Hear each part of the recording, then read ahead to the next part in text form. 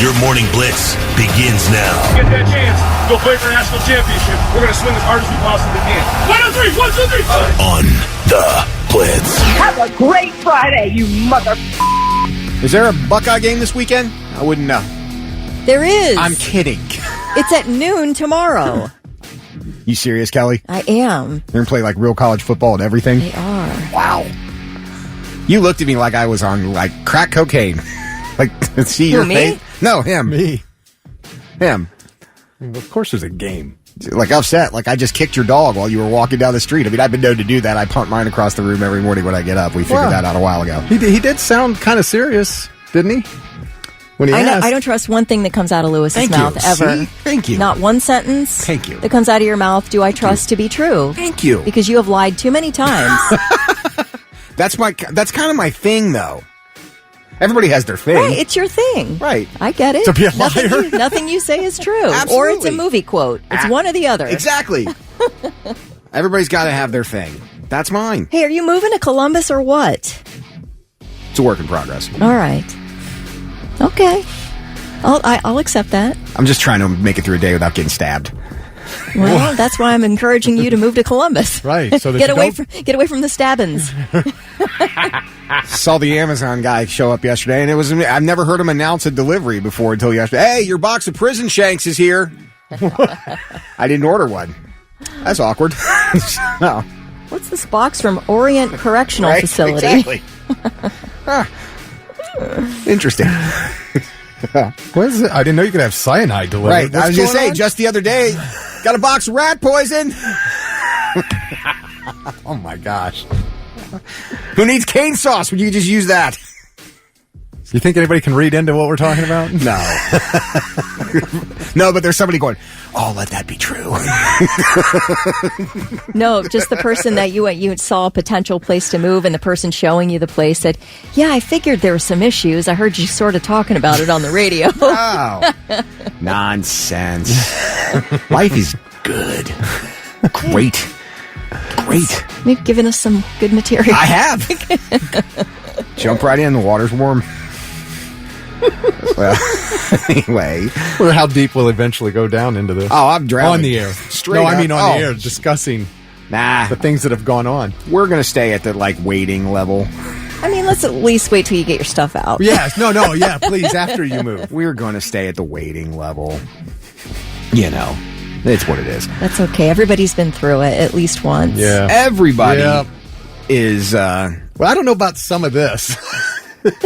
Yeah, well, sometimes things get nasty. Not everybody gets, cyanide delivered to their house. Right. It's cool. Some people give flowers, others give poison. It just depends on where you are in life. We got a lot going on today. Let's not kid ourselves about that. And it has absolutely nothing to do with me, but we've got Sonic Temple tickets, passes, weekend passes to give away today. We've got Primus tickets. We've got Sebastian Maniscalco. I can't do it. Can't say it. I hate that guy. Yes, Scousco. When we see him, dude, you need to change your name because I can't say it. Maniscalco. I know what it is. It just doesn't come out. We know what you mean. Thank you. You're close. Thank You're close you. enough. My brain won't let me say it, and I know how it's pronounced and spelled and everything else. It's frustrating. Jeff Don't Logan's- hate him for it. He should change his name. Kind of name is that anyway? What are you, like Italian or something? Actually. Very Italian. Jeff Logan in. We'll talk Buckeye football a little bit later today. You can get ready for the weekend. So we're going to do some Metallica trivia? we are. I have compiled quite a list of things that will test your knowledge of Metallica.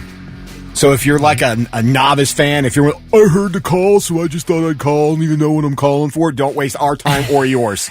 I just heard the number, so I thought I'd call. Yeah, that's not going to fly. Let you know in advance. Not going to work. Do that shortly after 7. Yes, before we Jeff will. Logan Before comes in. Jeff Logan. So, All right. Danielle is accusing me of vague booking on the air. I'm not vague booking. I'm worried about not getting stabbed. There's nothing vague about that. Straight up. You can kind of read between the lines. You don't want to. Right?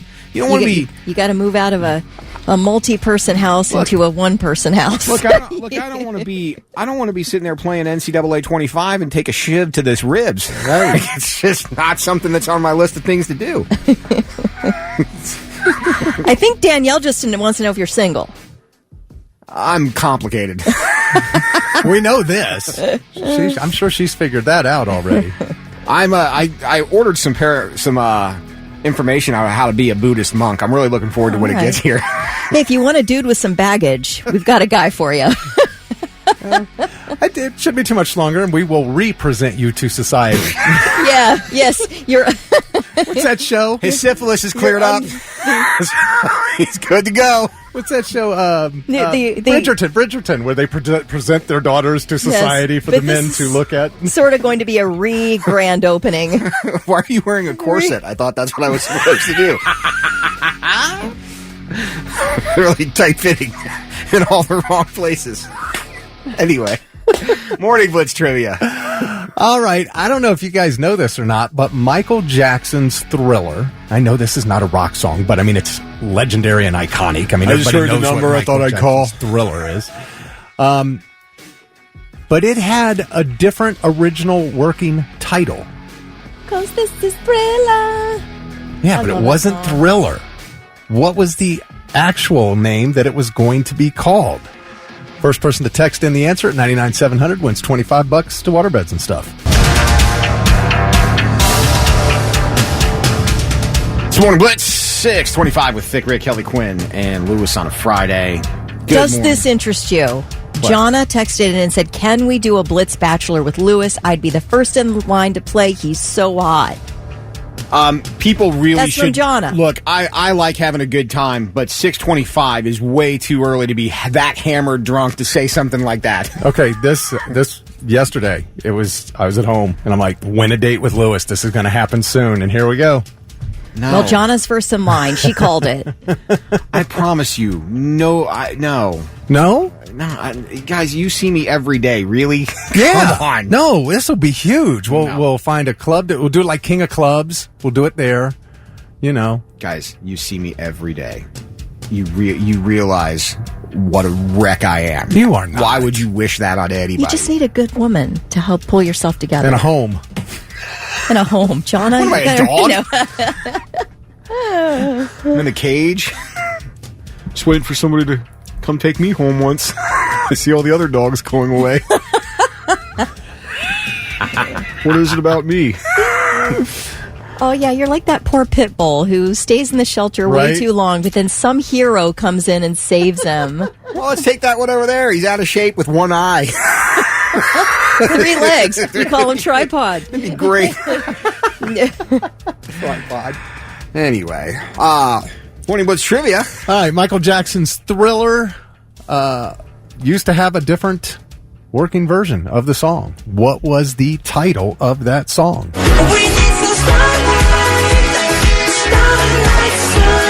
Starlight? Really? Did you know this, Lewis? Because I know you're a big fan.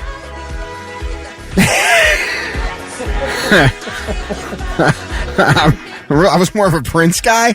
I'm kidding. Oh. I heard this. I didn't realize it was Starlight. I knew Thriller was not the actual name.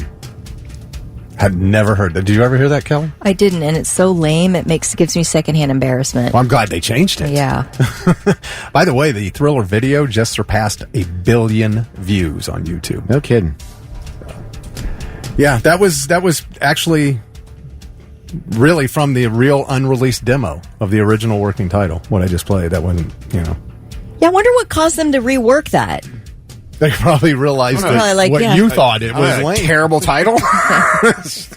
I'm completely embarrassed by this. No, I believe the story is Michael Jackson was a gigantic scary movie horror for once, not me saying horror movie, probably a horror movie too, but he was a big fan of that genre and he'd always wanted to do something. And that's about the time he got together with John Landis, who did American Werewolf in London, and that whole concept had come about. All right. So I believe that's the story. I could be wrong. I am not an expert on such things. I wasn't sure. I was like, will anybody know this? We had a lot of people knew this. A lot of correct answers came flying in all at the same time. But Roger up in Marion got it first. He was the first text that got it. So Roger gets the $25 to waterbeds and stuff. It's the Morning Blitz. And now it's time for I've Got Something. Let's see if these dummies have anything worthwhile for us. At 6:39, we'll try our best. We'll see hot weather today. Lots of sunshine, and we'll hit 90 today. So stay hydrated. Sorry, JC. Water your pets and your old people today. That's for sure. It's important. And especially your pets. Drives me crazy when... Screw the old people, right? Just the pets. Right. Exactly. They've lived enough. No, kidding. Water them both. Water yourself, too. While you're at it. All right. Who's got something first? I've got something. With the Buckeyes taking on Marshall tomorrow at noon, what better time to remember? Back in November of 1970, when the Marshall football team chartered a Southern Airways jet to return home to West Virginia from North Carolina after their loss to East Carolina. The plane was carrying 37 members of the Marshall football team, 8 members of the coaching staff, 25 boosters, 2 pilots, 2 flight attendants, and a charter coordinator. The jet crashed into a hill just short of the airport in Huntington, West Virginia, killed everyone on board, and of course, the accident is the deadliest tragedy to have affected any sports team in U.S. history. We all have probably seen the movie, or we know the story. What you may have forgotten is that a month before this plane crash, another plane crashed with a college football team aboard, killing all members of, or all the people on board. So 1 month before this Marshall plane crash, the Wichita State football team was flying to a game in Utah, and they had 2 chartered planes, and they did half the football team on one of the planes, half on the other. Well, one of the planes carrying 14 members of the Wichita State football team and the head coach, along with 16 others, crashed in Colorado's Loveland Pass, killing everyone on board. That happened a little over a month apart. 2 plane crashes with 2 football teams aboard. Pretty wild. Wow. That's my thing. That is crazy. That reminds me of Jeff Logan's story about excuse me, the Buckeyes were flying to Penn State on 2 different planes, and there was a snowstorm. And Woody and the coaches and all the first stringers were on one plane, and the other team had what they called the ATOs, all the others, the second and third stringers. And they were telling Woody Hayes that it was tough conditions, and they were gonna land. And Woody said, "Have them land the other plane first." Just to see. Right. If it was okay. Yeah, well, I mean, that was in the 70s. Yeah. So this was probably fresh in everyone's mind about these 2 plane crashes. Yeah, pretty wild. It's, that whole time was a weird, you know what I mean? Bad time for aviation. Yeah. I mean, well, if you think about it, that was shortly before that was the Richie Valens, that plane crash that, all those musicians were on. Yeah, I mean, if you go back, the farther back you go, the more plane crashes there were, obviously. And I'm sure there were a lot we didn't hear about, but, until they got better with the technology. Yeah, for sure. All right, I got something. What you got? I love fantasy football, but this is ridiculous. A 25-year-old man from Philadelphia named Matthew Gabriel just pleaded guilty to 2 counts of interstate and foreign threats because he made false tips to police in the United States and overseas, claiming that his fantasy football rival was a threat. It all started last year. The 2 men had some kind of fantasy football argument in a chat, and I guess it got heated, and they were hotly debating whatever, and Matthew knew the other guy was studying abroad in Norway, so Matthew calls the authorities in Norway to make an anonymous tip that this guy was planning a mass shooting at a concert and a department store. Norway spent 900 hours of manpower investigating the case before they realized it was a hoax. Now, during that investigation, Matthew also called the University of Iowa. In an account under another name, he claimed the same fantasy football group member was threatening to blow up the school, the University of Iowa. So this got the FBI involved. They investigated and figured out what was going on. Matthew has been charged, and This is what his lawyer had to say about him. I'm sure he did not think it was going to go this far. The Norwegian police spent over 900 man-hours dispelling this threat. He really is your average Joe. He's very remorseful to the Norwegian government, to the victim in this case, anybody else that may have been hurt. And obviously, he's grown up a lot in the last few months, and I think he'll grow up a little more on the 15 months of home confinement, too. Oh, well, as long as you're sorry. Yeah, right. I mean, everything's better when you apologize. How absurd. I mean, my gosh, man. It's pretty crazy. I mean, well, I guess that's one way to win a game. Lose your life. I've got something. Have you ever thought about using sources that aren't necessarily LinkedIn or your typical job websites, your Indeeds, to post your resume for a job? Anybody? No. Okay. Like Monster? Oh, no. This is even better than that. There's a new one out there, and it is at it's at Pizza Hut. In Plano, Texas, starting this past month, Pizza Hut has launched Resumes. It's offered to aim professionals stand out in today's competitive job market by delivering their resumes to prospective employers via pizza boxes. 75% of resumes are never read, but an office pizza is hard to ignore. Amid the time, they call it the September surge. There's a notable increase in job opportunities across the industries at the start of Q4, and Pizza Hut is delivering hot, ready-to-eat pizza with someone's resume attached to the box. Yeah, it's not even attached. It's printed on the box. Yeah. It's really cool looking. Yeah.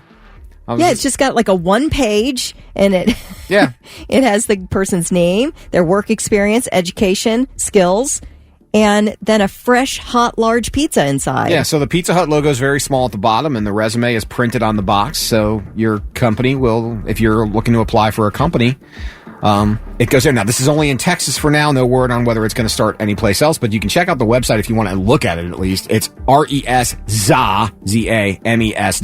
So Pizza. That's Little Caesars, dude. Oh, that's right. It is, isn't it? Come on. Come on. Pizza. They got to get in everywhere.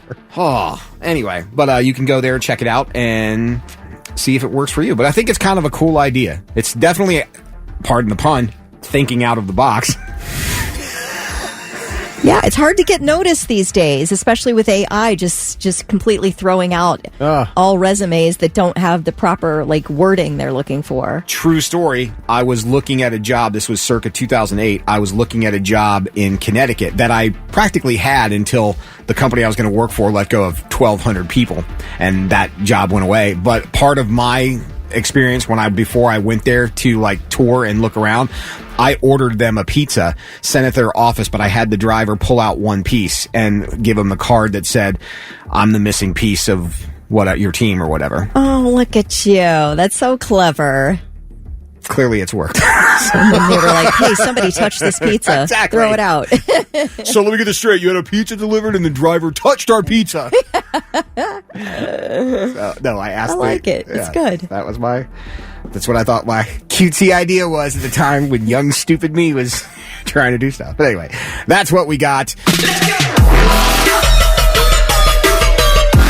Shine down on the Morning Blitz 651. Thick Kelly Lewis. Good morning. What up? Reality TV shows. I kind of feel like this has run its course, but it's never going to now because they're so cheap to produce.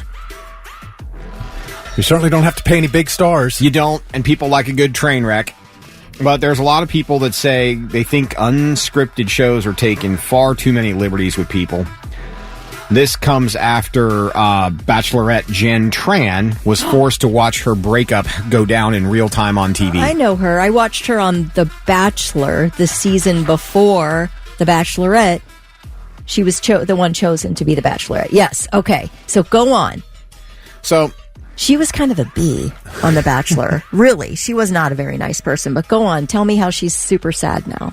Well, apparently they reconsider now watching The Bachelor because of what she went through. And 45% of people say it made them really reflect on the reality shows they consume. Because, again, you want drama. MTV was notorious for this. If you were on The Real World and you had a dependency problem, you damn sure better believe that house was stocked with alcohol. Oh, they're going to exploit that. Right. And if you have any kind of anger issues, they'll follow you around and waiting for you to like lose it so they can film it. And I guess I don't know if the money's really worth it because a lot of those reality stars, I mean, some of them have went on to do pretty good things, like Theo Von has done all right for himself. But a lot of them, you become too famous to live in your hometown, but you don't make any kind of money enough that you can live and operate in L.A. because you're a joke to any other kind of movie or entertainment company because you're not considered a TV star, you're a reality star. Right. And you're only as hot as your season. And then it goes, which is probably why all these guys at 45 and 50 still do the challenge because that's the only work they can find. Or you end up on Dancing with what used to be stars. Okay, well, if anybody's curious about what happened with Jen, okay, so in the finale of The Bachelorette, she was the very first Bachelorette ever to propose to her winner. His name was Devin.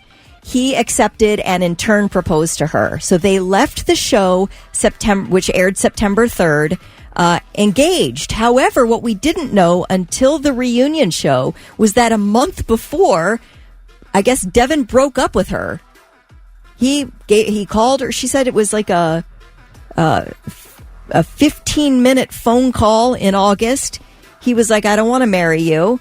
And that was it. So by the time the reunion show happened, the two of them were not together.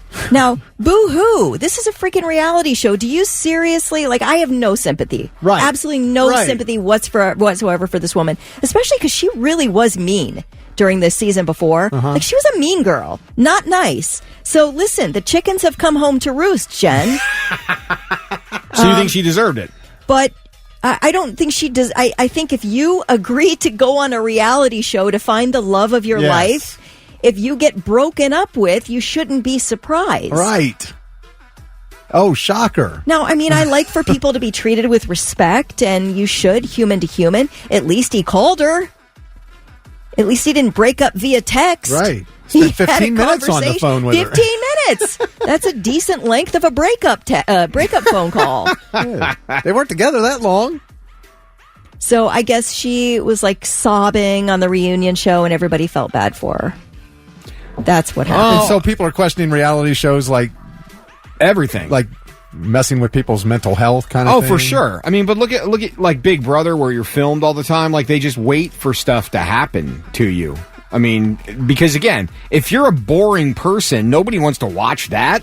Really? Yeah, right. So you have to find the thing that, exploits people. And I think people do it because they think there's going to be some level of fame that comes with it right away. And then when you don't get the level of fame that you want and you don't get the financial reward that you want, you're kind of just exposing yourself. You know what I mean? You're really damaging yourself and your own personal brand, for that matter. Well, because they control your narrative and your edit. Right. They can decide early on that you're going to be the villain. And that is what your edit's going to be. It may not represent who you really are, but that's what you'll be known for. And there are a few Mizanin, the WWE, Mike the Miz Mizanin has done well for himself, and he got his start on reality TV. But for the most part, they're all limited to whatever that season was, whatever show they were on. That's who they are for the rest of their lives. Right. There aren't too many of them that kind of escape that bubble. And this is a bubble that's been going on now since, the early 90s when The Real World first premiered on MTV. So, I mean, you're looking at, 25, 30 years worth of reality TV? And how many real stars can you say there are? I couldn't name one. See? Well, I mean, if you're talking American Idol, you can name a bunch. But again, even American Idol, 3 real legitimate people came out of that have done anything. Kelly Clarkson, Carrie Underwood, and Daughtry. How about Jennifer Hudson? She won an Oscar. And Jennifer Hudson being the 4th outlier. But where are the rest of them? Scotty McCreery. Yeah. And actually the girl who took second to him, what's her name? Catherine McPhee? No. Catherine McPhee is huge. She's married to freaking David Foster. Right, but she's not a star on her own. Catherine McPhee couldn't sell out King of Clubs. She was in that show. Catherine McPhee was in that TV show. It was pretty popular. The Broadway show? What was that called? Yeah, so popular we all remember it. I mean, I'm just saying these people have done well for themselves. They're not hurting for cash. By our standards, but not by Hollywood standards. Smash. That's the Smash, show. Yeah. That was a good show. I don't know why they canceled it. Yeah, it was awesome. I can't believe I remember it. And now, The 3 things you need to know before you go. A giant fire broke out overnight at a scrapyard on the southeast side. Fire broke out at Columbus Auto Shredding at Alum Creek Drive and Refugee Road. No injuries reported. Crews have Alum Creek Drive closed in both directions between Refugee and Winslow Drive. Officials say they are monitoring the air quality in the area. This is an absolutely crazy story. It happened yesterday in Kentucky. A courthouse shooting leaves a judge dead and a county sheriff charged with first-degree murder. Kentucky State Police say Letcher County Sheriff Sean Steins walked into the courthouse and asked to speak with District Judge Kevin Mullins in his chambers. He wanted to speak with him alone. So he went into the chambers, and once inside, the employees who were outside that said they heard gunshots. Steins is allegedly shot and killed Mullins and then walked outside and surrendered. Steins has been charged with first-degree murder. Police trying to uncover a motive. They will only say that the shooting followed an argument. Well, New York Magazine has placed its star political reporter on leave after she admitted that she had an inappropriate texting relationship with RFK Jr. At the end of last year, she apparently visited the California home that RFK Jr. shares with his wife, actress Cheryl Hines. And so this woman wrote the article. Her name's Olivia Nuzzi, wrote the article. I guess it was kind of a hit piece. I didn't read it, but it came out in November. And the two didn't have any further contact until apparently early this year. Nuzzi says that she and RFK Jr. started texting and that the nature of some of those texts were personal and inappropriate. She says the relationship was not physical. Nuzzi was engaged to another reporter at the time. That relationship has since ended. As for RFK Jr., he says he only met this reporter the one time when she interviewed him for the article. He did not address any texting at all. So I don't know. Does his relationship survive with Cheryl Hines? I'm not sure, because she, along with the rest of the Kennedy clan, are, very much so liberal Democrats, and RFK Jr. is supporting Donald Trump. So you're wondering if a marriage can survive that, and it has so far. But I don't know that marriage that may be on a tightrope can survive a sexting scandal. So we'll see what happens. Those are your 3 things.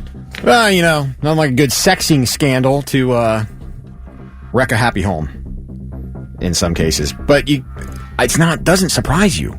Or shouldn't anyway. They're politicians, they're athletes, they're movie stars. It's par for the course. They have access. Right, exactly. And they think they're, invulnerable to everything. We got a lot to get to, so let's get to it. Unforgiven by Metallica. That is what you're listening for. It plays between now and 8 o'clock this morning. Be caller 16 when you hear it at 800-821-9970. And that's your chance to win Primus tickets. You're listening for Metallica, The Unforgiven, between now and 8 o'clock. Here's your headline, Kelly. Rick, are you ready? Ready. Mm-hmm. Florida or not, guy calls the cops after his prostitute stole his money. Went out and bought himself a prostitute, and she had the nerve to take his cash, so he called the police. Oh, and he didn't get anything from her? The clap, maybe. I don't know. I'm not sure. His name, would you like a clue? Yes, please. Last name is Ramos. Florida or not? Cedar on the Morning Blitz, 710. Thick Rick, Kelly Quinn, I'm Lewis. Happy Friday. Good morning. Sunny and 90 today. Stay hydrated. Your Florida or not headline. Guy called the cops after his prostitute stole his money. Ramos is the last name. You got a guess? Detroit. Okay, going Detroit. Thick? Texas. All right, Nikki says this is absolutely Florida. JC's betting against Florida. Robert says Texas, Arizona, or New Mexico with the last name Ramos. That's where I was. New Jersey. A couple of people also throwing out Texas. Sean says Vegas. John, Florida. Faith, Columbus. Jay said this could be anywhere. Mike's going Vegas. Jay also thinks he might have got blue balls during this whole thing. That we don't know. But there's a lot of guesses. With a name like Ramos, it could be anything. But here's the story. Gym's not the most academic class you take in high school, right? We could agree. A high school phys ed teacher was arrested after he called the cops to tell them that the prostitute he hired stole his money. You whore. His name is Rolando Ramos. He's a gym teacher at Figueroa High School. Now, he's also the quarterback's coach for their football team. Oops. Police showed up when he told them he tried to pay a prostitute for services, and he said the worker took his $100 and ran away. Sounds like he wanted them to track her down and get his $100 back, but instead they arrested him for soliciting a prostitute. They eventually did find the sex worker. It's not clear if Rolando got his money back or not. The school works for immediately put him on administrative leave pending the outcome of the investigation. And this happened at a high school, which Figueroa High School is in Laredo, Texas, near the Mexico border. I thought, is it legal in Vegas? Prostitution, I believe, is legal in Vegas. That's the one place where they wouldn't have arrested him. Yeah. But anywhere else, you cannot solicit a prostitute and then demand your money back. It's kind of like calling them report. I had a brick of Colombian Bang Bang in the back of my trunk that somebody stole. I was hoping you could track that down and get it back for me. It's the Morning Blitz, 7:23. Thick, Kelly, Lewis, and a cloud of black smoke over the fine city of Columbus this morning. Everybody's sending pictures in. That's pretty wild looking. Yeah, there's a big junkyard. Well, it's a scrapyard fire on Allen Creek Drive at Refugee Road, and that's what you're seeing. Smoke from that. It is noticeable. That is for sure. Thank you, Melanie and Jay and a bunch of other people who have sent us pictures this morning. All right. Testing your knowledge of Metallica. Now, I preface this with saying, if you do not have Metallica knowledge and you sound really, really, really dumb, it is not our fault. We prefaced this 4 times, saying you must have some knowledge of the band, some deep knowledge of the band Metallica in order to play this game. So if you do not, and you come across looking a little less than smart, the person to blame is the person that stares back at you in the mirror, not us. Jeez. All right. Are you trying to scare them? I am. Now that that's out of the way, I introduce Columbus to Spencer and Natasha. Good morning, both of you. How are you? Good morning. I'm pretty good. All right. Natasha, you still with us? She's coughing, I think. Yeah. Okay. You all right? Here. All right.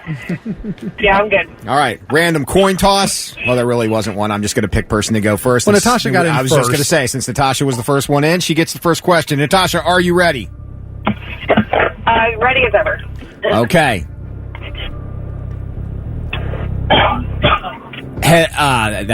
I'll save that one for later. Now who looks stupid? I know, that'd be me. An easy question. Metallica, have they won more than 5 or less than 5 American Music Awards, Natasha? More than 5 or less than 5 American Music Awards?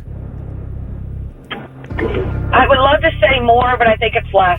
Congratulations, you were correct. They won 4. They won 2 of them in 1992, 1 in 93, and 1 in 97. So Metallica, you are correct, Natasha, and you get a point. Spencer. Yay. I'll stay in the award show realm for you. Has Metallica won more or less than 4 MTV Video Music Awards?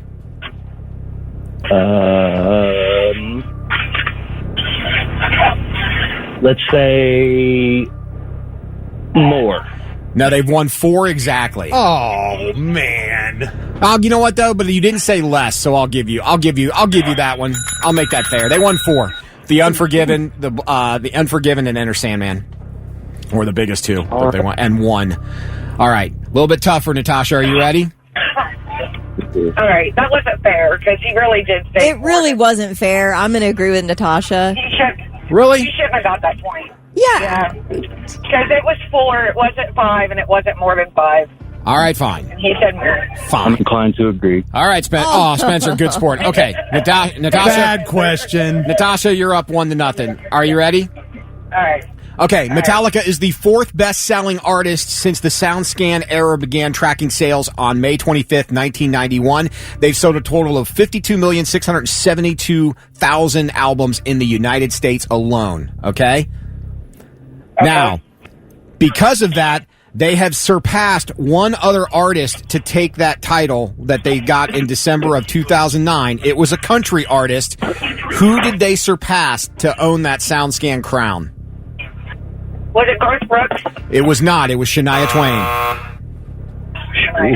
Right genre. That was right genre. Good job. All right, Spencer, your chance to get even. Are you ready? All right, let's go. Lars Ulrich was a tennis player back in the day before he got into music. And he was on the same level of caliber of play, supposedly, as this tennis great. Who was it? Oh. Think the same nationality. Oh. I'm not very hip to tennis players. This isn't going to go well. I don't know. Correct answer is Boris Becker. All right, Natasha, you can try to win it on this. Are you ready? She's only got one. Yeah. But this is the third question. Don't make it very hard. Okay. Load it up. James Hetfield has a very interesting hobby. What hobby does James Hetfield have? James Hetfield's hobby. Oh my God, you guys I feel like somebody was just talking about this the other day. And you guys were talking about weird hobbies. Oh man. I'm going to say his hobby is painting little toy soldiers. No, he does paint, but beekeeping. Beekeeping. He's a beekeeper. A beekeeper. All right, Spencer, here's a quick one for you. This should be pretty easy. What year was Metallica inducted into the Rock and Roll Hall of Fame? Let me think. Rock and Roll Hall of Fame.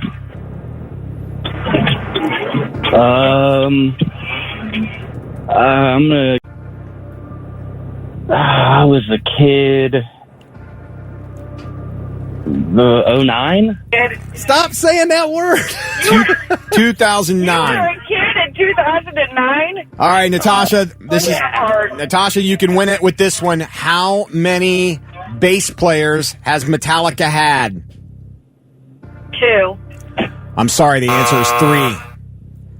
All right, Spencer. Did I forget? Spencer for the win. For the win. Metallica is the first rock band to have this. How many consecutive albums have debuted at number 1? Is it more or less than 5?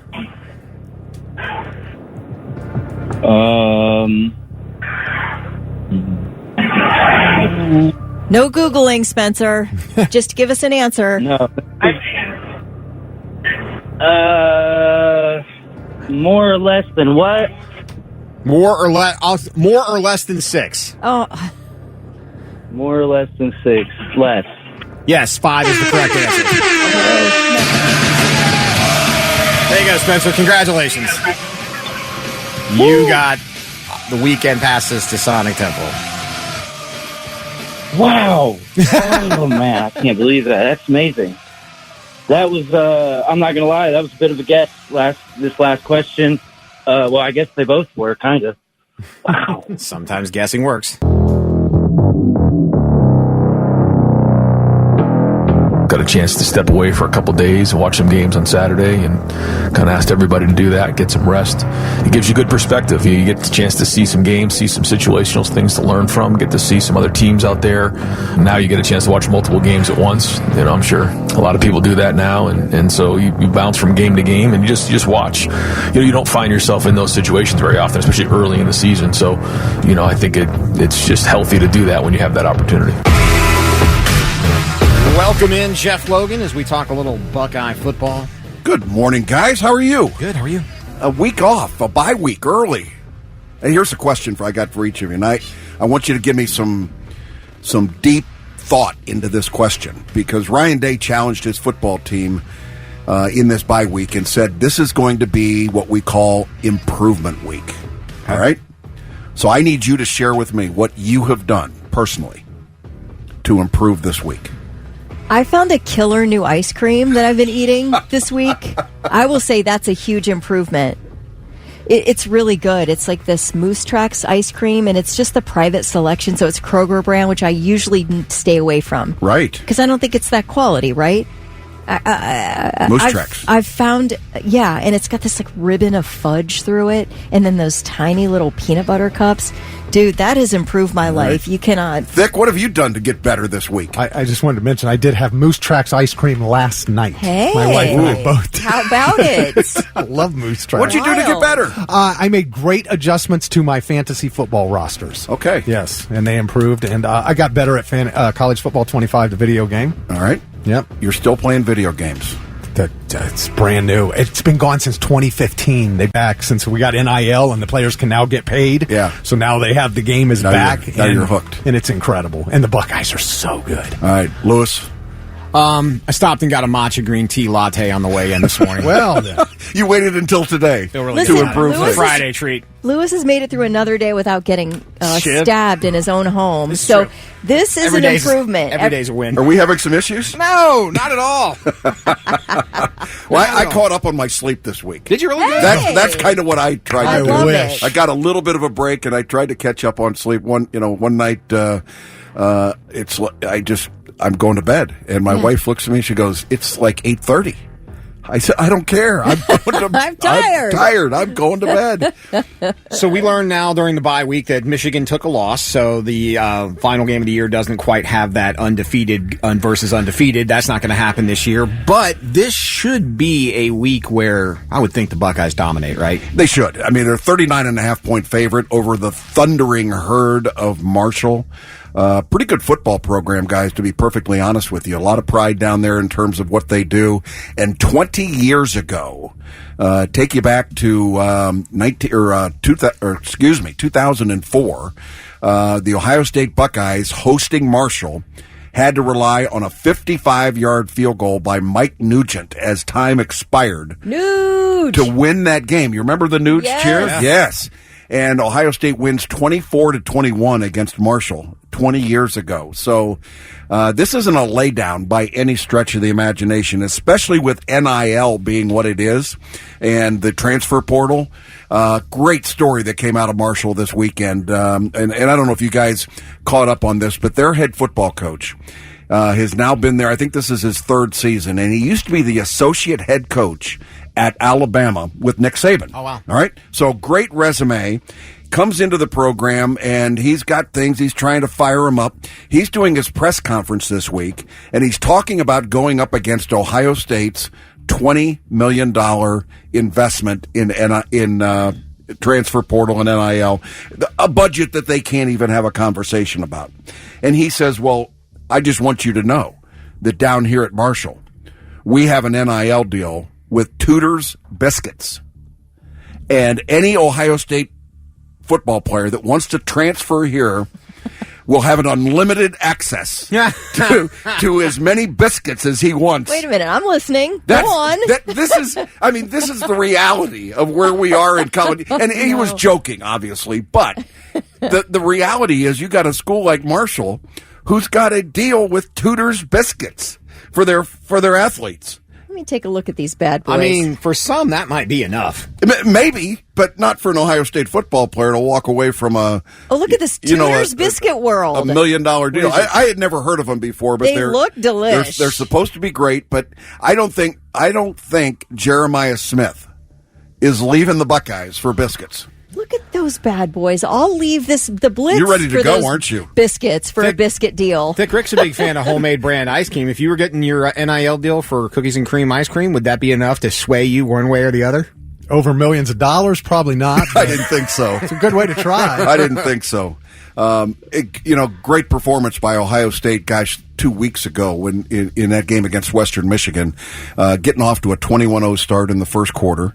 There was no question who was going to be the best football team. And after 2 weeks of play, in this quote-unquote preseason, Ohio State is ranked in the top 10 offensively in terms of yards per game, and they rank number 1 in the country total defense. All right. There's only 2 other programs that are ranked in the top 10 in both of those, and I think Tennessee and Louisville might be the other 2 teams. And again, we haven't played anybody, but on the other hand, they've gone out there and they've performed, and there's been other programs along the way that have had these big point spreads, and they haven't delivered. Notre Dame. They haven't delivered, Florida. They haven't delivered Florida State. You had to have a little Schadenfreude on the Notre Dame. Oh, that was so sweet. That was so sweet. It hardly gets better that in the same weekend, Michigan and Notre Dame both lose.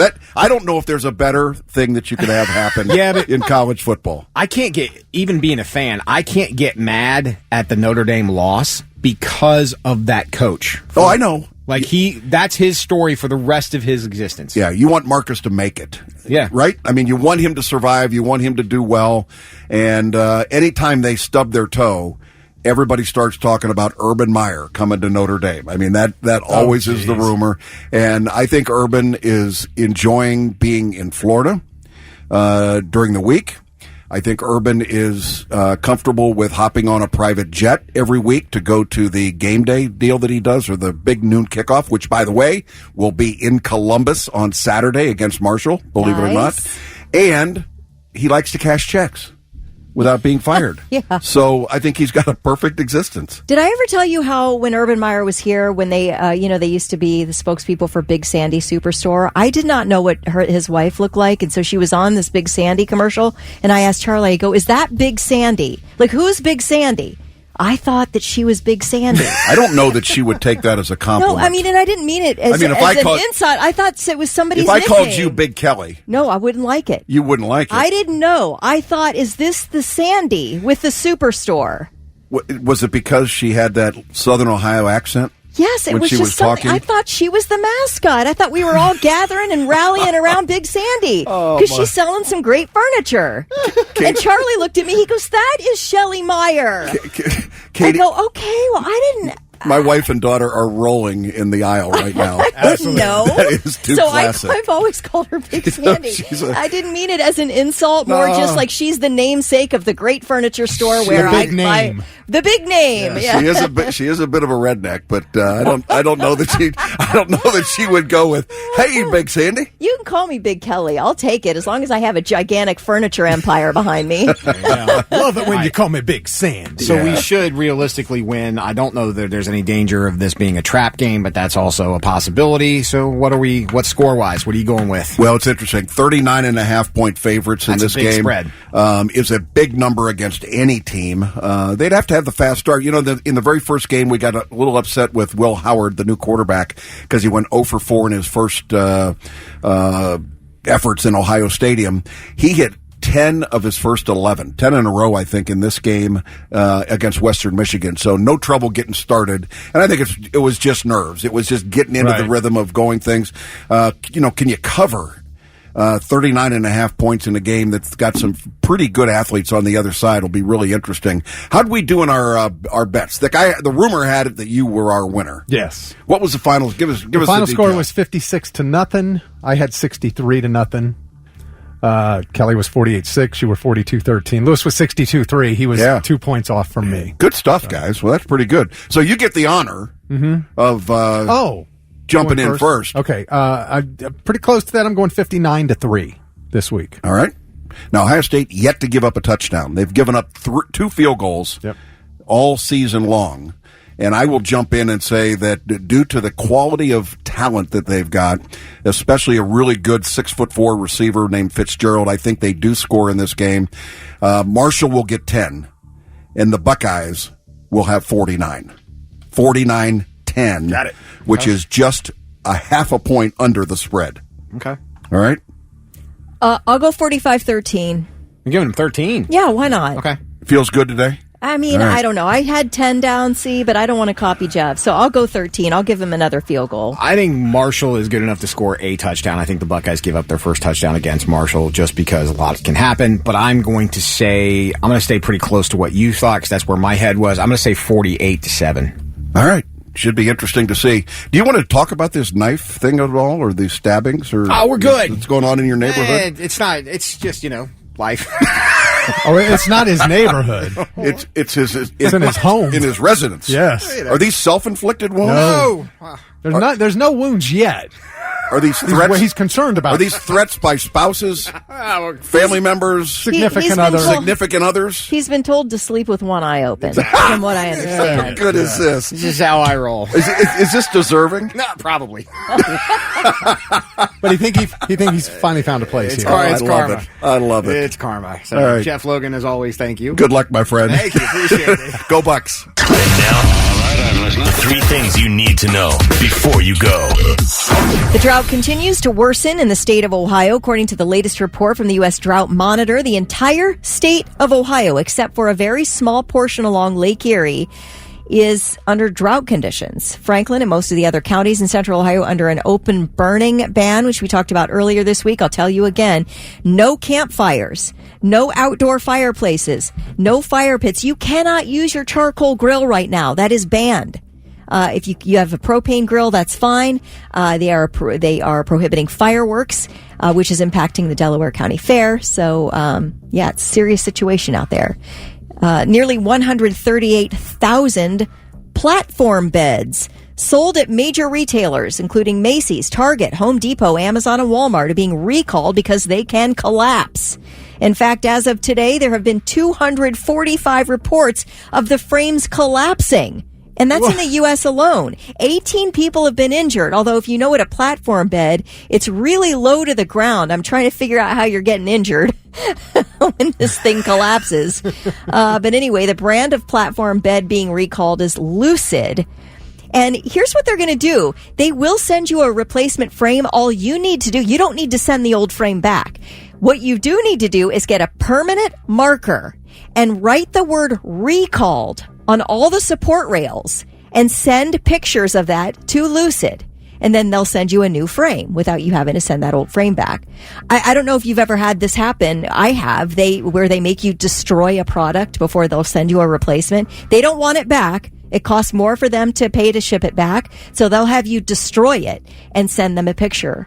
So, of the destroyed product. So we bought a big, canvas painting, and it didn't turn out right. We didn't like it. The process, it wasn't good. So they were like, that's fine. We'll send you a replacement, but you need to cut a hole in the middle of that painting, the canvas. We had to cut out a decent sized hole in the middle of it and show them that we destroyed the old painting and they could send us a new one. So that you weren't trying to rip them off for a second painting. They wanted to make sure of that. I thought that was really wild.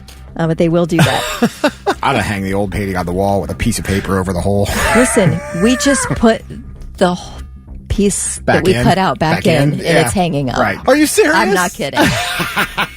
There's ways around But it that. really is not good. It's not the greatest, and we'll eventually replace it, but we needed something for the wall, so we're like, can we put this little cutout piece? But it wasn't little either. It's a decent size. You can't even tell until you're up close, so I guess we kind of did them dirty. Someone cut a hole in your painting? No, why do you ask? Well, a deputy in Michigan's Macomb County pulled off a crazy move to help a driver suffering a medical emergency. The 63-year-old driver of a pickup truck was being really erratic on this 4-lane avenue and then ended up slowing down to about 5 miles an hour, backing up traffic. And this was like a wild situation. So the sheriff's cruiser turned on lights and siren, but the guy wouldn't pull over. So the cruiser pulled up next to the truck, and Deputy Nicole Mirren leaned out of the passenger side window, and she was like, hey, are you okay? Do you need help? This guy was unable to speak. He was completely dazed, bobbing his head. So she has her deputy sidekick pull as close as he could to this guy's truck. She climbed out of her sheriff's cruiser and into the guy's driver's side window of his pickup truck and was able to get to a complete stop. Now, this was really impressive. It wasn't in Mission Impossible style 70 miles an hour on the freeway. It was 5 miles an hour, but impressive nonetheless. This guy, thankfully, taken to the hospital for treatment. And but this woman, she's got to be sort of the talk of the town, I would think, at this point. It's a pretty neat video. I encourage you to Google it. And those are your 3 things. It's the Morning Blitz. It is 7. Thick, Kelly, Lewis, sunny, 90 today. Lincoln Park is everywhere. They were on the Tonight Show. They're making the rounds. Yeah. They got the new song. Well, their recent reunion has Chester's mom the late Chester Bennington's mom feeling betrayed. Betrayed? In an interview with Rolling Stone, Susan Eubanks said she feels betrayed by the whole situation, alleging that no one told her they had plans to get back together or that they were hiring Emily Armstrong as a new vocalist. Well, we got to pass everything by the mom now? Apparently, and the son, apparently. She said she feels like they're trying very hard to erase the past, and having Armstrong singing her son's songs is hurtful. She also alleges that guitarist Mike Shinoda used to threaten Bennington, telling him they'd replace him with a female vocalist whose range might be more naturally suited for their songs. Linkin Park's recent reunion comes after a 7-year hiatus that stemmed from Bennington's suicide in 2017. I had a hard time with this whole thing,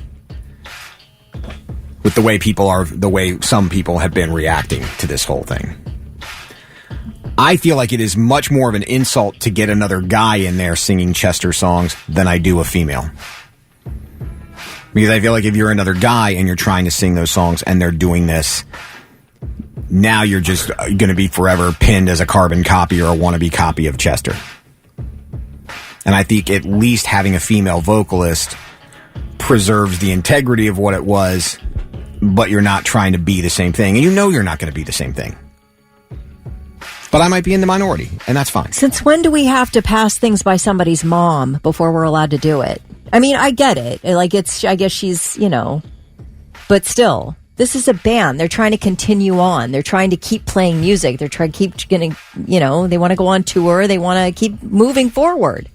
Since when do they have to pass it by Chester's mom? Right. And I know people who are saying this isn't Linkin Park. They're now a cover band of their own stuff. Their brand is still Linkin Park, despite the fact that Chester is not there. That's the brand. I mean, bands have done this. Alice in Chains is doing this. I know, but let's go to me as far as losing a singer and then, that passed away. Right. And then finding a new singer and continuing on and having amazing success. I'm going to go to AC/DC. Sure. And Bon Scott died after Highway to Hell, after Dirty Deeds, after TNT, High Voltage, all these great AC/DC albums. And they didn't waste any time. Within a year, they had Brian Johnson as their singer and released Back in Black. And then for those think about if they had said, well, we can't go on. Right, Back in Black would never have happened. For Those About to Rock would never have happened. The Who Made Who soundtrack from Stephen King's movie would never have happened. Right. So I mean, it'd be like, and I'm not trying to be morbid, but if I suddenly passed away, it's like you would bring somebody else in. No, we wouldn't. Yes, you would. Of course you would. No, and everybody would cheer. I definitely wouldn't be running it by your mom first. Yeah. Exactly. And yes, it would be a female. No, and and it doesn't have to be. And I don't know why you feel that way, that it would be wrong for them to do it with a male, because that's like saying AC/DC was wrong to do it with a male. What difference? Why does that matter? You're still replacing a singer so that you can continue to make music and perform live. You are, but I feel like Chester, much like Chris Cornell, had kind of that signature voice. And I think by using a female, you're not tarnishing what came before. You're trying something different. Well, but I don't think using a male is that music is that music. That music is Chester. Sure. He's on it. It'll never change. 1,000% agree with you. But you get less. You're not pegged as a carbon copy if you're a female, as you would be if you're a male. Well, I mean, again, look at Jeff Goot. Sounding similar though, that was the success. Why not? Well, I think Linkin Park. I was literally having this discussion with the boy in my house yesterday, because they kind of mirror Alice in Chains in the sense that if you listen to the Alice in Chains stuff without Lane, you go with their new singer, you go, damn, it still sounds like Alice in Chains. You know why? 2 words, Jerry Cantrell. You see how, with Lane gone, you see how much of an influence Jerry Cantrell had on Alice in Chains. Right. Same thing with Linkin Park. If you listen to the Emptiness Machine, it sounds like a Linkin Park song. Absolutely. You know why? Because Mike Shinoda. Yeah, like of course. You have those elements there. Same thing with AC/DC. Yes. You listen to everything before Brian and everything with Brian. The songs sound the same. Those two singers, Bon Scott, Brian Johnson, very different voices. But it still sounds like AC/DC. 2 words, Angus Young. Exactly. So you can't fault the band for not wanting to continue their brand. So I don't have, and I agree with Kelly. Why am I running it by your family to continue my business? You know what I mean? Their family is going to make royalties off of the old Lincoln Park stuff that Chester Bennington had a part of for the rest of their lives. They're not being shortchanged at all. Yeah, nobody's trying to forget about Chester. It's not like everybody's throwing Chester out and sucking money out of your bank account every time somebody buys a copy of, Hybrid Theory. Guess who's getting paid? Chester's family. It just, the argument to me doesn't make sense. No, I agree. For the reasons that people are coming out with it. But, what are we? We just randomly talk about bands on the radio and have no say whatsoever. So it's Five Finger Death Punch on the Morning Blitz, 8:24. Thick, Kelly, and Lewis. Sunny and 90 today. Nice looking Friday. We got a lot of stuff to get to. There's still smoke in the air, literally. Yes, they had a big scrapyard. Well, it's still going on. A scrapyard fire, Alum Creek Drive and Refugee Road, and everybody's sending pictures. There's some wild pictures of that fire and all the smoke, etc. So, yeah, that's still happening. Trashman Dave said he can see it from Buckeye Lake. Charlene just sent us a picture. It's a lot of the reason for some slow traffic, too, if you're on the freeway downtown, etc. Okay. Eyes on the road, people. Okay, Rick hasn't seen this movie yet. I've seen this movie. Like you, I grew up in the Catholic environment. So here's my question. Right now, Mel Gibson is in Malta. Why is this important? Because they're doing a sequel to Passion of the Christ. Jim Caviezel will be back as Jesus. Okay. Mel Gibson's going to direct.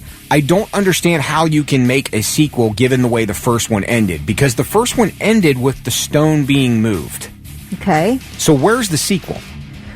Well, the sequel might be the days that Jesus was dead. They found that Jesus was not in his grave, and thus begun the 3 days between the crucifixion and the resurrection. Sure. So maybe after they found that the tomb was empty, they knew that Jesus wasn't there and had risen. Maybe it's that time between there. Or Jesus also appeared during that time before he ascended to heaven for the, right. He appeared to the disciples. So it could be that. But that's 5 minutes of screen time.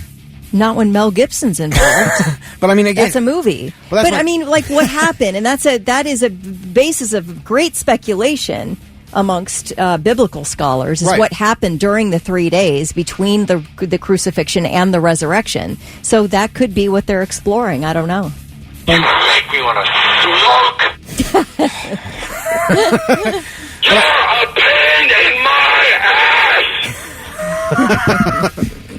I just don't know how you get, because the Passion of the Christ was almost 3 hours long, and I was telling Rick, it is a good movie. Yeah, it's a good movie. Yeah, I have no doubt. It's just not one of those I haven't gotten around to. It's not in English, and I mean, it's as graphic needs to be, and I mean, you feel a certain kind of way after you watch it, but I just don't know if that's one that needs a sequel, or if the sequel is going to capture the power of the first one.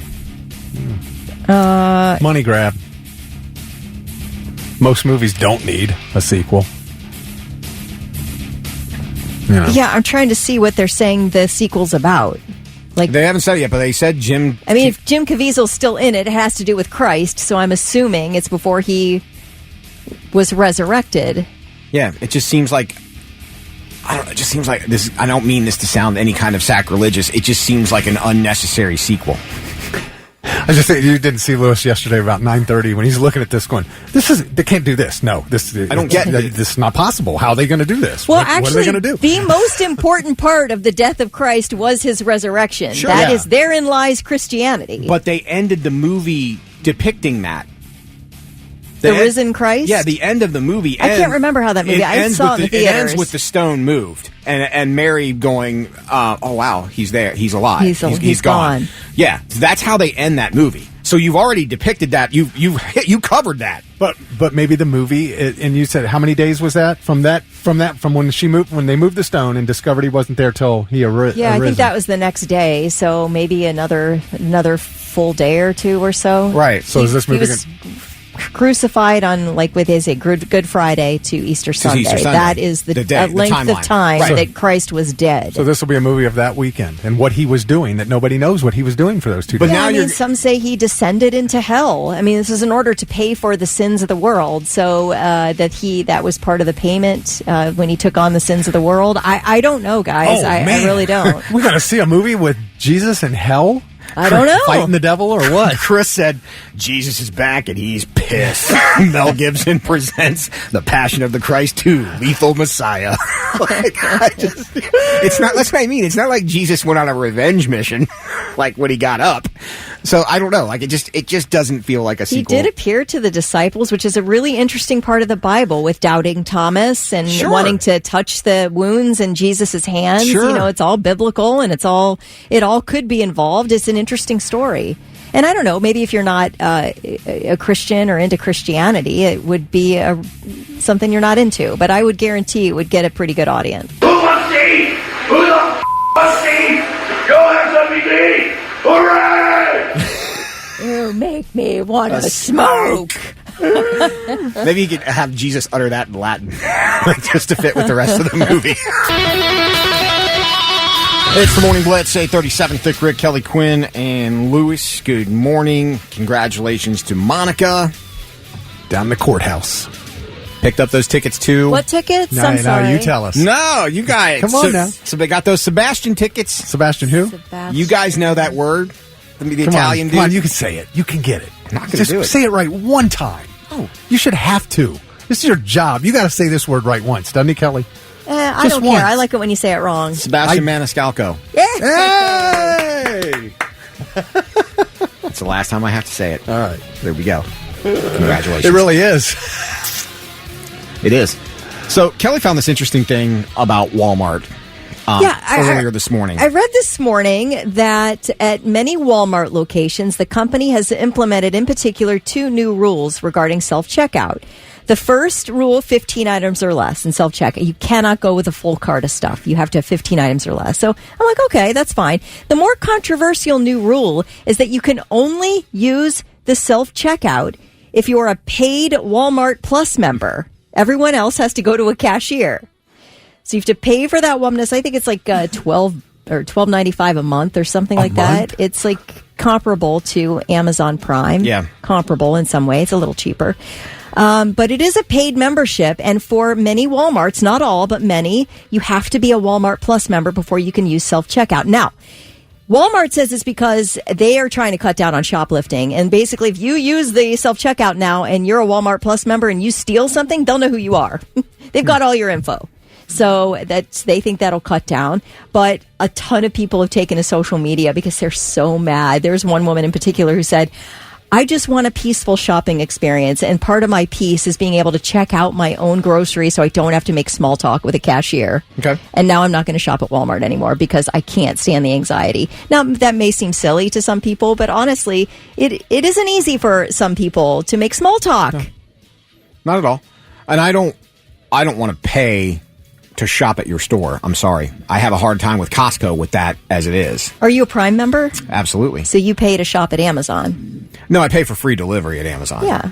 And the video. So you don't have to worry about checking out, really, other than clicking a button. So. The only thing that Prime benefits me is free delivery and I can watch their streaming service. Yeah. That's it. Do I like Prime? No. And every year I go, I'm going to cancel my Prime membership, and then those bastards ding me and charge me anyway before I remember to cancel it. Yeah, then you can't watch Thursday Night Football. Right. So, but yeah, I feel like I probably ordered more in the last couple of months from Amazon than I have in the last couple of years. But the free delivery is a nice factor. Now, let me tell you this, okay? If you are a fan of not having small talk, there are very friendly and kind people who are monitoring the self-checkout that insist on going to each self-checkout customer and chitty-chatting. And that slows the process down. It gives me the most anxiety. I try to not look. They are nice, absolutely nice people, so it's no criticism against them because they're friendly and they're doing a great job. It is my own, get in, get out mentality. I'm not looking to have a conversation. I need to get these 2 items, and I want to get out of here. Right. And I know that makes me look like a jerk. Well, yeah, kind of. I mean, maybe I am a jerk. So that, I guess that exposes the fact that I am a jerk. I am like this woman who's saying she doesn't want to make small talk. A lot of times I don't. A lot of times I just put my head down. I want to get it done and get out of there and get back home. I'm with you there. I don't.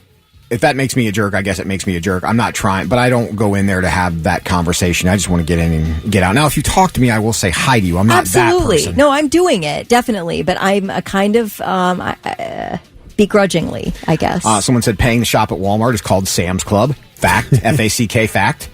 I posted this question on our Facebook wall if you want to chime in there. You can also text us as well, 800-821-9970. The fact that they're cutting back on the self-checkouts and going to cashiers, is that a good thing? Is that a bad thing? I mean, it might provide jobs for people, I guess, because does require a physical person being there. But I think we've all kind of abused the self-checkout for a longest time. There's nothing. In what way? You see people that bring their entire cart to self-checkout, and then not only that, somebody gets in line, then all of a sudden the husband or the wife comes up with their cart to get in line with them, and now there's two carts trying to get through one self-checkout, backing everything up, and that's a Richard move, I'm sorry. A hot take, though. I mean, sometimes there are no cashiers. You have to bring your full cart through the self-checkout. You do. But that's what I'm saying. The store did that on its own. It should have never been that way. I agree. Because when originally the self-checkout started, that was for people who had like 10 things or less that they wanted to breeze through there and not wait in the line behind the cart full of 700 items that needs to be checked out. And then somehow we got jaded, and now, Francine and her husband are going to roll through with $500 worth of groceries that they're going to scan out themselves. Most of it ramen packs that you have to be scanned individually. Here's my 6 cases of Mountain Dew and my 52 packages of ramen. We are getting a lot of texts about the number of cashiers. Dominic says they better have more cashiers then. They hire the slowest people to check you out and then only have like 2 cashiers. It's horrible. Walmart needs to hire more people then. Nikki says, not to mention they usually only have 1 cashier. And that's my complaint now. And it's really my only complaint with the Giant Eagle and Hilliard. They used to have self-checkout on the belts, and now it's only in the little small checkout stations and they don't allow self-checkout at the belts. Well, if you got a week's worth of groceries, those little self-checkout stands are a pain in the ass. Sure. But the problem is they only put 1 cashier. At least every time I've been in there, there's only 1 cashier on the belt. There's 1 cashier that monitors like 10 or 12 checkout stations. No, I'm talking about on the belt. Oh, the belt. Where they're ringing you up on the belt.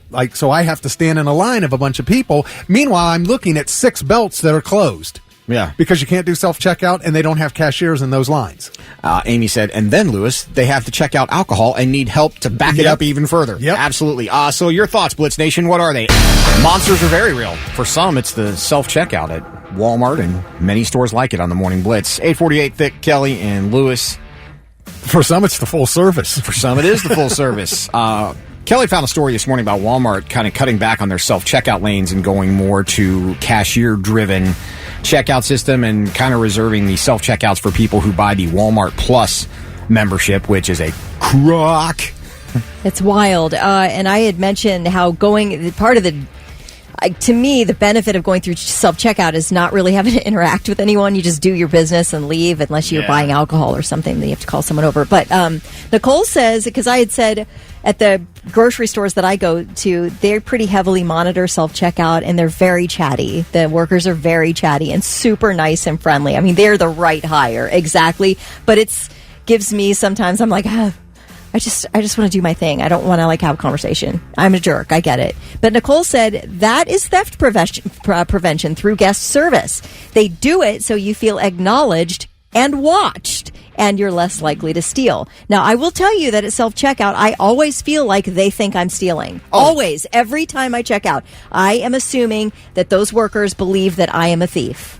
I get that vibe, too. And there's sometimes where I'm like, dude, I've got $11 worth of stuff here. I'm not going to jail over $11 worth of merchandise. Right. But the thing is, how many times does your screen go, wait for cashier? It stops your order and makes you wait for them to come over and watch the video of what they think you stole. Yeah, all the time. And it drives me crazy. Really? All the time. Kroger. Oh, Kroger. Kroger, all the time. Really? Yeah. And they play back the video, and I typically, I shop with my mother, and we have 2 orders. So inevitably, the bottom of one of those small carts is filled up with 1 order, and the top is filled up with second. So it always thinks I'm trying to steal my second order. I always get They watch the video. What's the last What's thing you that? put it? Yeah. Pasta sauce. Where is it? In the bag. Yeah. You have Oh. to account sometimes. Yeah, for it your drives stuff. me. It drives me crazy. It does make you feel like you're on the hot seat. Like you really have does. to watch video of your own transaction. Absolutely. Oh yeah, for sure. The all camera the time. can even see inside your purse if you're a female, by the way. Really? So, What? yeah. Wow. Yeah, it's pretty clear. Do they really do that? I mean, it's just if your purse is open and sitting there under the watchful eye of the camera, okay. It can see inside Now it. that I know that, I'm going to go up there with my fly gun to give someone the shoe. You're welcome. This is crazy. Nick says, hate this. I wish every store had the option of self-checkout. The less I have to interact with someone, the less anxiety I have. Allison said, as much as I personally like using self-checkouts, perhaps there might be even a few jobs created from this, and Walmart could actually start contributing again. You know, hiring people and having fully staffed stores instead of operating on skeleton crews to save money. Yeah, Ronnie has a good point. The Westerville Walmart has 18 self-checkouts and 2 lines with attendants. How is this supposed to work? Their whole business model is to favor self-checkout. So how are they going to switch back? Yeah, that's what I mean. They remodeled their stores to put in more of the automated systems. Do you have Walmart Plus? I don't have that. I don't even have Amazon Prime. When it came out, I was like, yeah, no. Okay, not happening. Jeremy says, thank you, Walmart, for charging me to bag my own groceries. Not only are they making me do their job, but now they're going to charge me for making me do their job. Yeah. The math does not math. Yeah. No. Matthew thinks self-checkout is more efficient, and Roger said, I hate the lines. They're slower. I can ring my stuff out and pay and probably do it faster than a cashier can do it once. Jay says the Kroger on Broad Street has a whole checkout SWAT team. They have about 6 guys looking like they're dressed as SWAT officers at checking out everyone's receipts before they leave. Well, they go through everybody. They go through all your bags and every item. I think they just check out your receipt. Check your receipt. It's kind of like a Costco thing, I think. Scott said self-checkout should be optional, but the price of cashiers and labor is factored into their prices, so you're paying them to work whether they are or not. Which is an interesting thing when you look at it that way. This person says, I'm an introvert and small talk drains me. I am this. Okay, thank you. Thank you. Yeah, a lot of people This person says, I avoid eye contact as much as possible. I'm appalled by people's inappropriate behavior in public. Like raised by wild animals. Yeah, and I have Walmart Plus, so delivery's free, so there's no interaction with everyone. This person can just order with Walmart Plus, delivery's free, so they're good to go. Daniel said, if I have a couple of items I love self-checkout, when 5 workers are standing there watching me self-scan an entire cart full of groceries, I get a little ticked. Then they get an attitude when they have to come and type in a code because I scanned over 25 items at the self-checkout and the system knows it's wrong. So we're talking about charging people to do self-checkout, and Matt's texting in going, wait a minute. I should be getting an employee discount for using self-checkout. Yeah. You know, because you're doing the job. Yeah, you are. A lot of people are kind of happy with the idea that it might create jobs for some people, and I do like that. Because I do feel bad now, because if you have, like, let's take a Saturday, for example, when you've got a checkout line that's like 30 deep and you've got 2 people to monitor the entire, you know what I mean? Sure. Line. I mean, there's been times where I've walked up there and you can see the light flashing on every self-checkout because there's an issue everywhere and you've got like 1.5 people that can go manage that. Right. Charlene mentioned that when they do that playback video at Kroger, there's those little red boxes come up on the items they want them to check. Like, I don't know if they really scan this thing, and this. It is. Yeah. It's really wild. It's like you're freaking being questioned in some type of a, police situation. It's wild. Like, if I'm as someone who's been through the prison system, if I'm going to jail, it's going to be over something good. Like, I'm the guy trying to steal the brand new Corvette. I'm not the guy trying to steal a half pound of ground beef. Like, it just is what it is. Not like Jameis Winston with the crab legs. Exactly.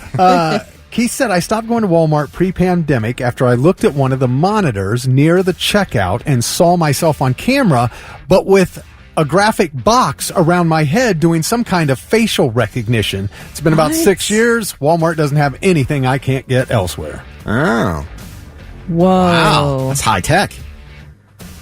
Yeah, that's high wild. tech. That's why they're going to charge you $12 whatever a month. I mean, when you stuff. cut people and put in automated systems to save money, you should have saw the theft thing increasing. Well, I mean, you would think. Especially when on a Saturday when you've got 30 deep and there's 2 people. You know how much theft probably happens while those 2 people are dealing with other issues? Man. And somebody's got to monitor those cameras, too. Like, are you paying a dude to sit back there 24/7 and monitor every camera that watches every checkout lane? Probably not. Is it AI? Could be. Have you ever heard that, like, ding in the store and they say security check or something? Yeah. What Set is security that? to section 413, please. And you're like, Is there yeah, okay. security check or something? I'm like, what? Like, it must be a gigantic, theft must be crazy at these grocery stores. It must be crazy. Yeah, I bet. All right, Mike's the problem.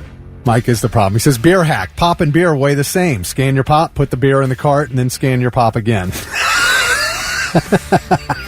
This is why we can't have nice Mike, things. you're going to choke on your beer, though, and then you're going to deserve it. You're going to sit there as you can't breathe because you're choking on your beer thinking, man, I shouldn't be a thief. I shouldn't have stolen this. Although, are we really that far away from a case of Pepsi and a case of Natty Light about the same price? That's true. That's true. Doug Kruger says, I didn't realize how bold I was on top until I saw myself on that damn video. Yeah. This is one, I don't know about, we're going to have to ask Robert Sugar about this. Cody said in Walmart's policy, they cannot force you to give them your receipt, and if they hold you, it is technically kidnapping because you paid for your stuff. That is the sugar question for sure. Yeah, I know. It's a private business. I feel like they can do that. And by the way, 2 things happen when you're on the camera at the checkout line. You're either flexing and making sure you look good, or you're cowering away because you're like, oh, damn, I wore that out. Here's the thing with the receipt, showing the receipt. Is it really that big of a deal? Like, you paid for your stuff, you've grabbed your receipt, just keep it in your hand on the way out the door. What is the big deal? Because they want to see if you slip something else in your bag. They want to count the items on the receipt so you can see if you have the same amount of items. Well, so you're going to be waiting anyway. Like, why can you not just hold that receipt and obey the rules? I don't know. Are we really dying on this hill? Well, I paid for my stuff, but how dare you ask for my receipt? This said you had 2 12-packs of Coke, not a 12-pack of Coke and a 12-pack of Miller Genuine Draft. What's going on here? And now, all right, I'm listening. 3 things you need to know before you go.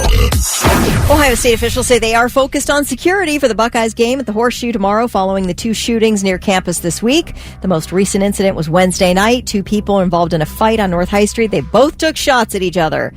Ohio State University Associate Public Safety Director Monica Mull says the university is taking those shootings very seriously as they continue their partnership with local and state law enforcement for game day.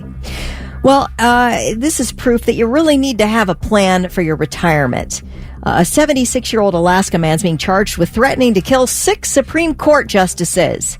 The Justice Department says the man was arrested this week after sending over 465 messages to the Supreme Court through an online portal. You know, you could have been woodworking, man. You could have been whittling. You could have been learning a new skill. But instead, you sat at your computer and threatened the lives of 6 Supreme Court justices 465 times. Wild. The messages allegedly contained extremely violent rhetoric.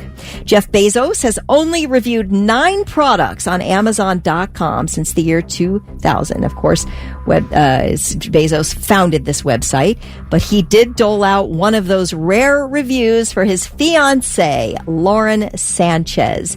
She has a new and, her only children's book out. It's called The Fly Who Flew to Space. It was released earlier this month, and this week Bezos gave it a full 5 stars, but the title of his review is 6 stars. He wrote simply, "This is the best children's book my fiancée has ever written," which I feel like is a backhanded compliment because it's her only children's book. But the interesting little angle to the story is that Lauren Sanchez is being sued over this picture book by her former yoga instructor, who says the book idea belongs to her. She shared the idea with Lauren Sanchez. Now, this former yoga teacher is a published children's book author. She has 7 published children's books. And she says she was speaking with Lauren Sanchez back when she was teaching her yoga.